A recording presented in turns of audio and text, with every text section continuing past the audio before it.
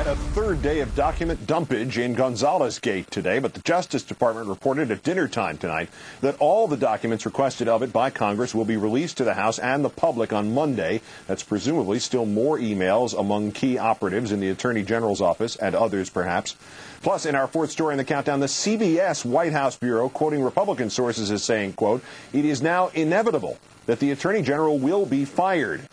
This as a growing number of Republicans blast Gonzales, even as a group of Democrats calls for answers on yet another emerging scandal, about which more in a moment. First, that GOP rebellion. Fired Republican U.S. Attorney Bud Cummins loyally towing the line until today. Now he is telling TPMmuckraker.com that Gonzales' reasons for firing the other 7 were fabricated lies.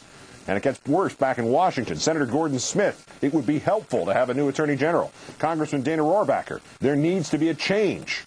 Senator John Sununu, not mincing words, the president should fire the Attorney General. Tony Snow saying today Mr. Bush intends to keep Gonzales, but not committing to any length of tenure. And next week may bring revelations about a new scandal for the Attorney General. 4 Democrats on the Senate Judiciary Committee writing to demand answers and documents by next Tuesday. This new scandal has its roots in the Justice Department's warrant-free wiretapping.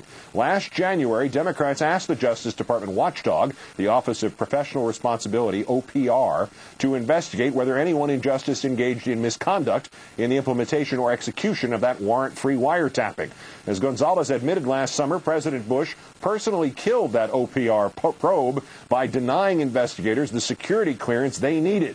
Now we are learning from a report in the National Journal that Gonzales himself was about to become a target of that ethics probe, and furthermore that Gonzales knew he was in the crosshairs at the time he consulted with President Bush about whether or not the probe should continue, all of which creates a new ethics problem for Mr. Gonzales, because either he kept secret from Mr. Bush the fact that he was a target, or he did tell Mr. Bush he was a target, in which case he and the president both knowingly obstructed an investigation in which the Attorney General had a clear conflict of interest.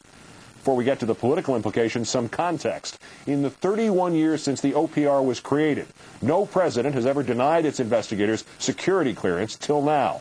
And yet Mr. Bush simultaneously was deciding it was safe to give the exact same security clearance to the investigators pursuing whoever leaked news of his wiretap program, as well as to several private citizens sitting on his Presidential Privacy and Civil Liberties Board.